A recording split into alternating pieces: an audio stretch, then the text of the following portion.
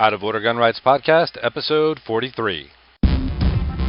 Welcome to the Out of Order Podcast, your window into the firearms community, exploring those shaping the future of our rights and protecting our lifestyle, laws, legal cases, activism, and self-defense in a candid and honest podcast for our brothers and sisters in arms. Here's your host, James Kalita.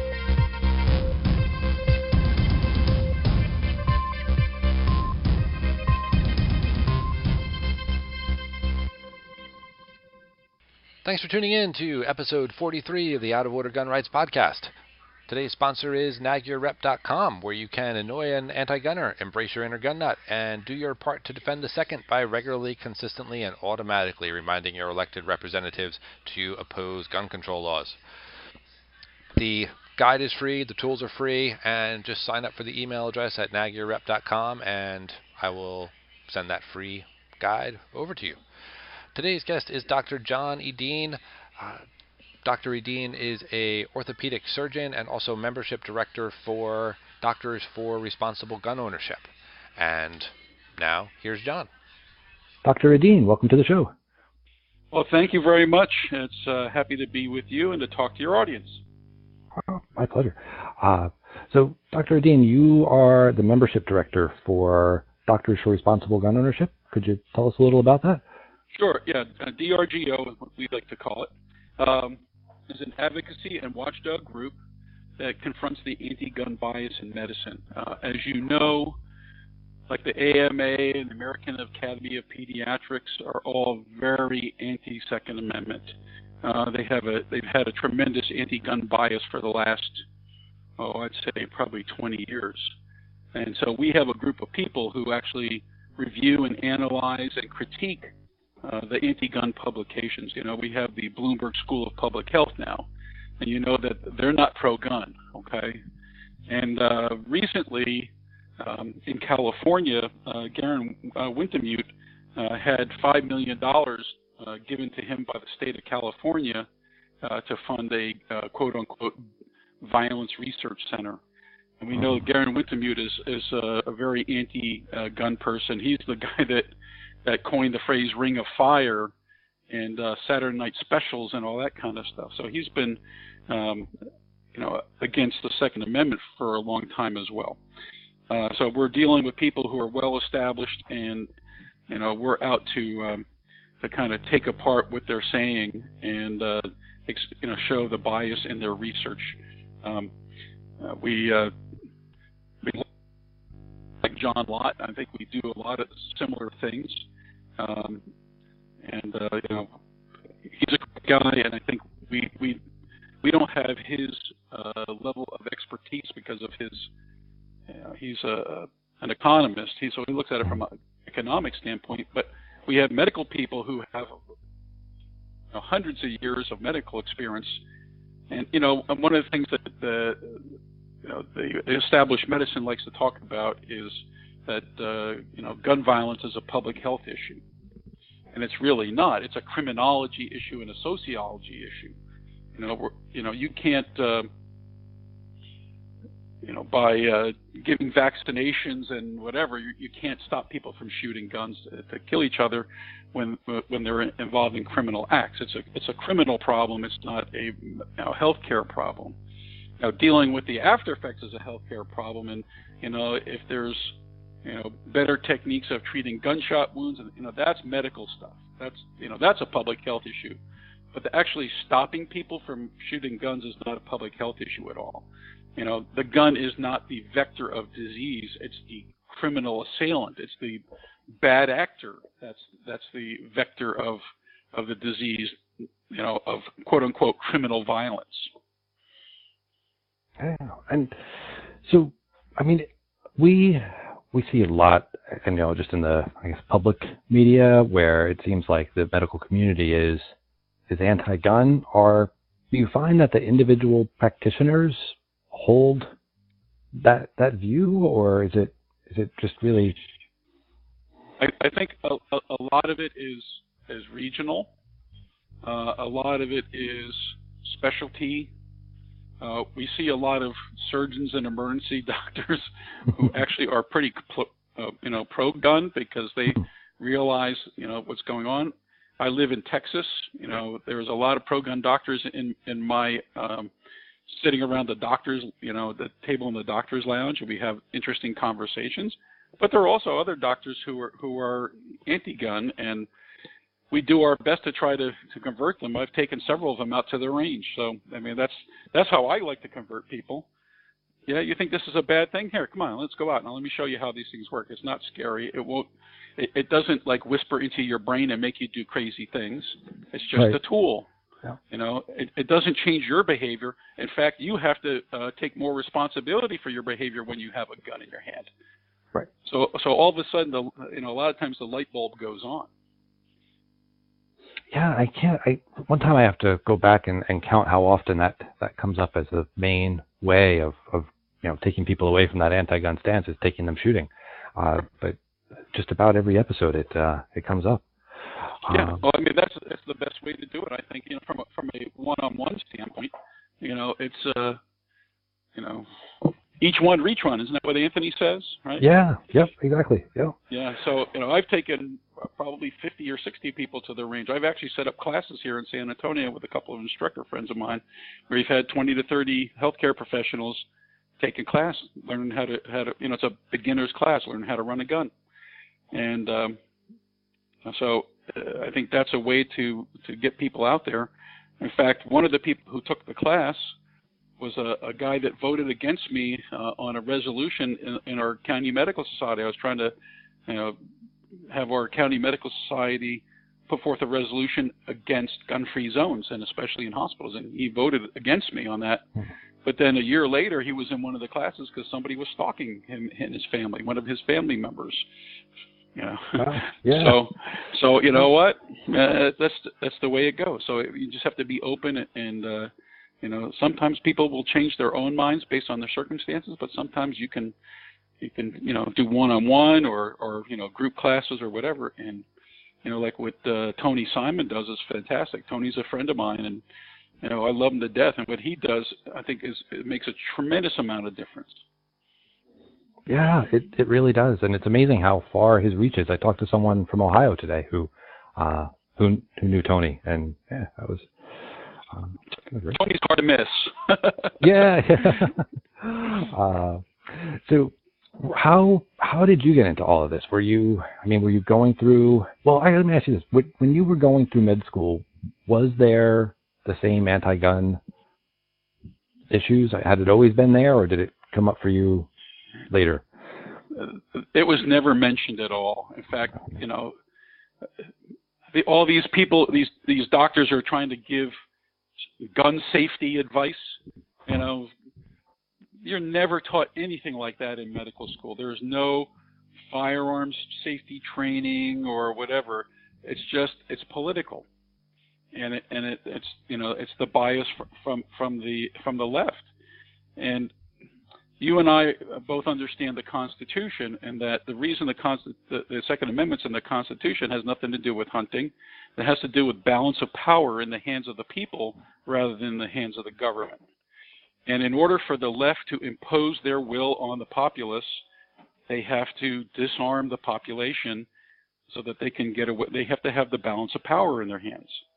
And so these guys are, progressives or whatever you want to call them, but they believe in the overall power of the government, and they want the government to be in charge of health care. They want the government to be in charge of all of our lives.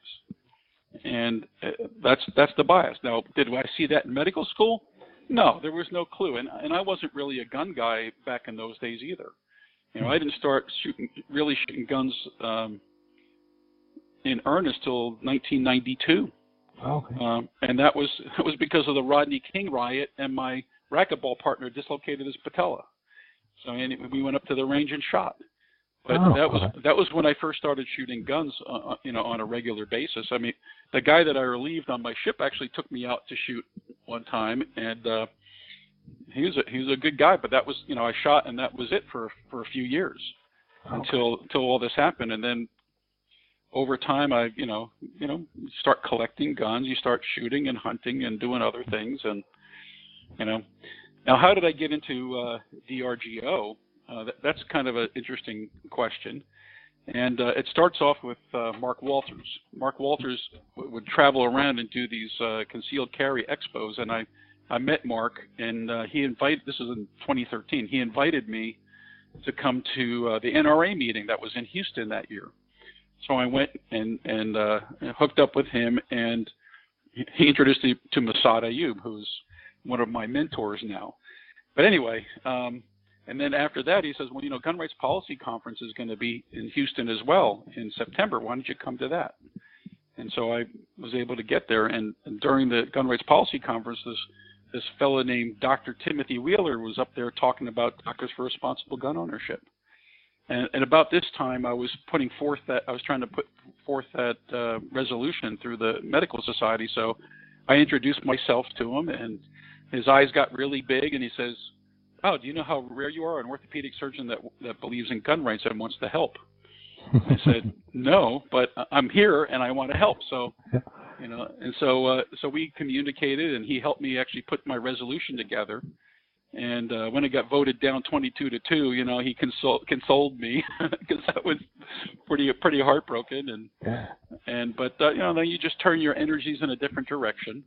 And I actually went around with a petition asking the hospital, because under Texas law, hospitals can give written permission for people to carry in the hospital, to allow hospital staff to carry concealed, and because my biggest worry is, the gun-free zone issue in hospitals, and that it's a terrorist threat, and it's a, active shooter or active killer or whatever you want to call them, spree killer. It's a target. And there's been several, of these mass murders in the recent years. You had one in the Bronx not too long ago. There was a big terrorist attack against a hospital in Afghanistan over a year ago. And they took over the hospital. You didn't even hear about it.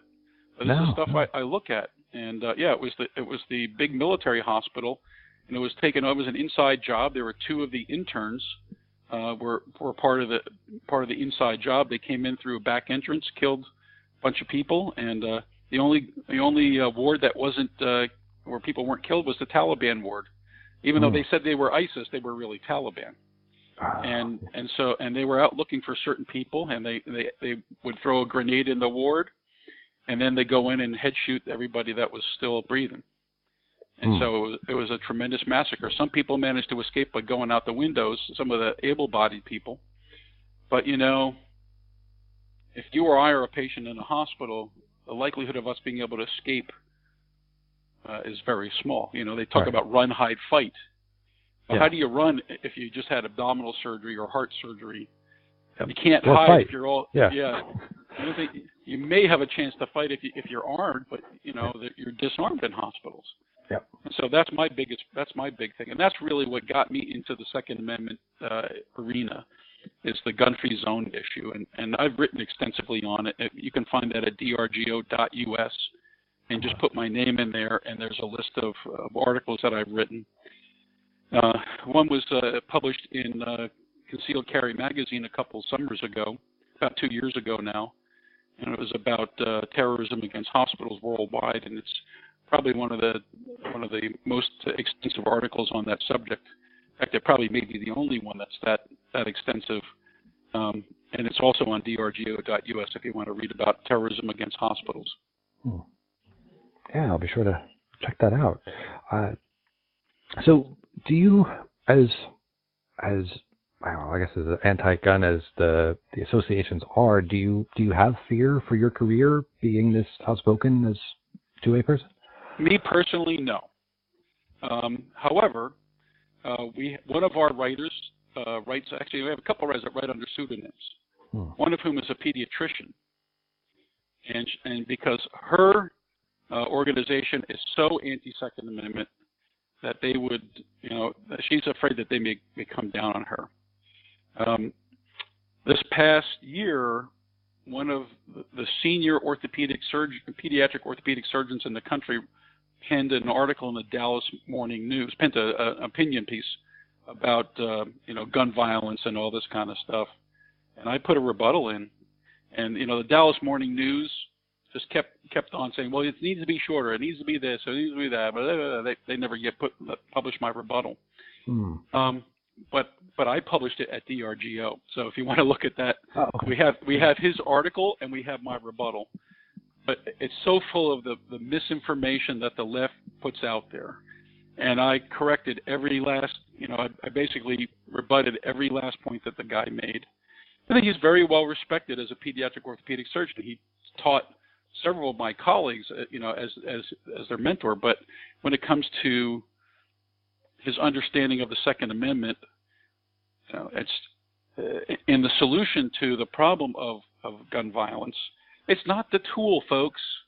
It's the actor. It's the bad guy. And I don't even like to call them shooters because I'm a shooter. I like to shoot.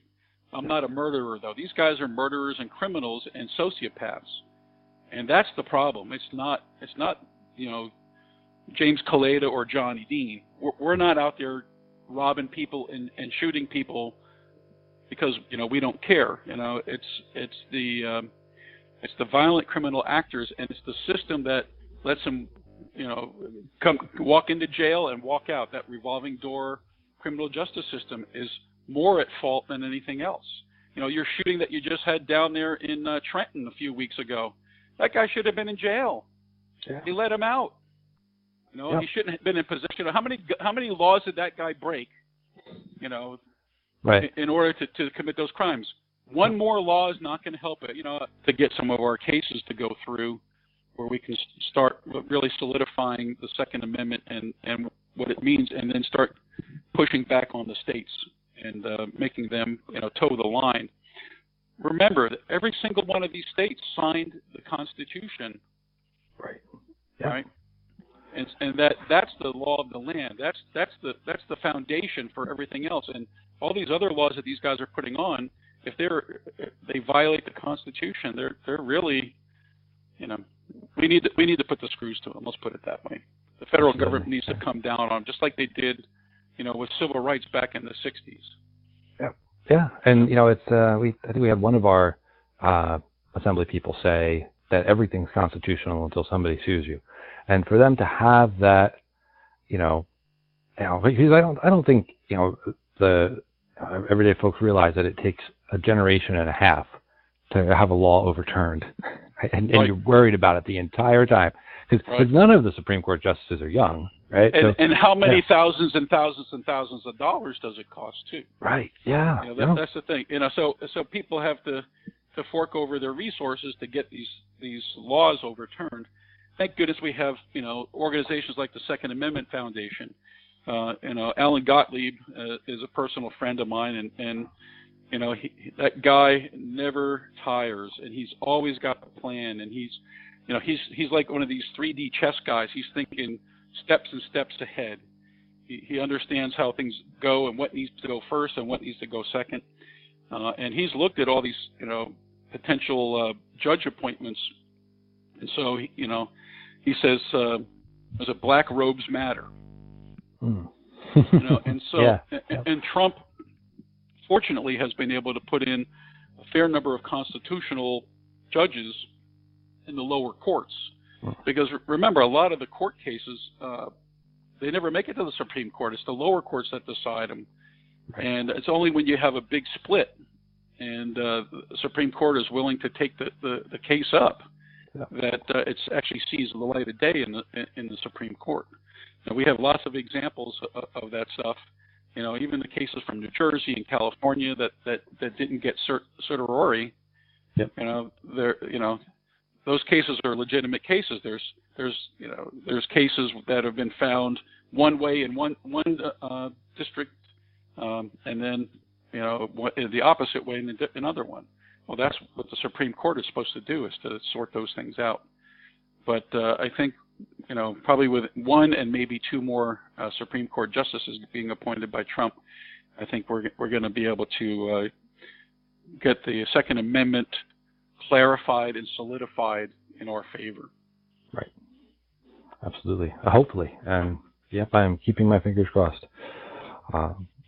So how can people be involved? How can they help with DRGO, and What should they be aware of? Okay, well, DRGO, you don't have to be a healthcare professional. Anybody can join. It's $35 a year, and it's voluntary, so you don't even have to pay. But you can participate in writing, analysis. You can participate. I mean, we have people who do like opinion pieces. We have people who do social media and recruiting new members. It's what I do. Get out on the radio and talk to people and to try to get new people to join. Certainly, healthcare professionals are central. But we have attorneys that are part of our organization and who help us out with legal stuff. But if you feel like you want to be able to participate and have something to offer, we'd be happy to have you join us. And you can join right on drgo.us. There's a tab you just click, and then you can join up. The other thing that we have going on is a service that we've started about a year ago. It's still getting off the ground, but we're gaining traction. It's something called 2adoc.com. And what it is a referral service for patients who are looking for friendly healthcare providers. And so there's two sides of it. There's the healthcare provider side. So if you are a 2A friendly healthcare provider and you don't want to, ask if people own guns and, look down your nose at them and all this kind of stuff, we want you to sign up as part of our service, and it's completely confidential. It's kept on a single server, and only we have access to the data. And then if you're a patient looking for a certain kind of doctor, the biggest ones are primary care doctors people are looking for. And so you put your name in, what kind of doctor you're looking for, where you live, what kind of radius you're looking at, and we'll see if we can't match up a doctor to you. And we'll give you one or two names or whatever, and then you can contact them and set it up. It's completely free on both ends, so nobody has to pay. It's something that we're doing out of our own pocket because we think it's a valuable service. And if you are a primary care doctor or a primary care nurse practitioner or whatever, we really are looking for people in your area because that's the biggest demand that we have. And we have like a 3-to-1 demand to provider ratio right now. And as we go along, we'll get more and more providers, and hopefully we'll be able to match up more people. It's a work in progress, and of course, as things go along, it matures, and we'll probably have a little bit better rate of hits rather than hit and miss at this point. Great. Dr. Edeen, I thank you so much for being on the show. I always ask my guests if there are any books they recommend that all gun owners should read. Any come to mind? I'm looking at a very good book that I really like. It's called Straight Talk on Armed Defense. It's edited by Massad Ayub, and the contributors include Dr. William April. And if you've never heard him talk about criminal acts and criminal actors, that's something that will drop your jaw right to the floor. Of course, Massad Ayub, Ron Borsch, who I've quoted in some of my written stuff, who came up with the term rapid mass murder, and he's a contributor. Craig Douglas, also known as South Narc, has contributed. Tom Gibbons, Marty Hayes, John Hearn, and more people. It's a great book, and it talks about armed defense, and really it's about people who are concealed carriers and people who have to defend themselves in their home. What the experts say. So I think that's a very worthwhile book to take a look at and read. Oh, great. Well, thank you again for being on the show, and any parting words for our listeners? None other than, take a look at our website. We do put out a blog post on Tuesdays and Thursdays, and it can be found on both our website and on Facebook.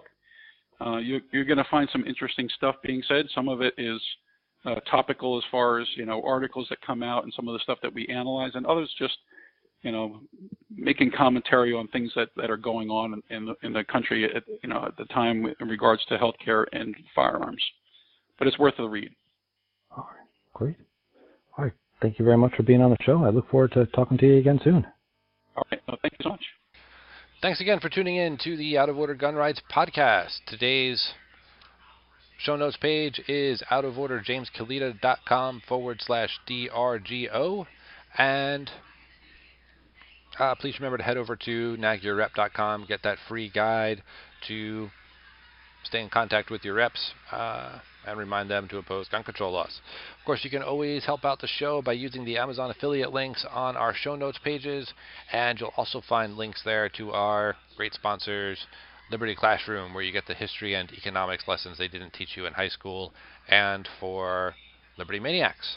And we usually save this spot for nonprofit shooting organizations, so if you know of one that's looking for advertising, have them head over to the outoforderjameskalita.com, send me a note, and this is Out of Order James Kalita. We'll see you next time.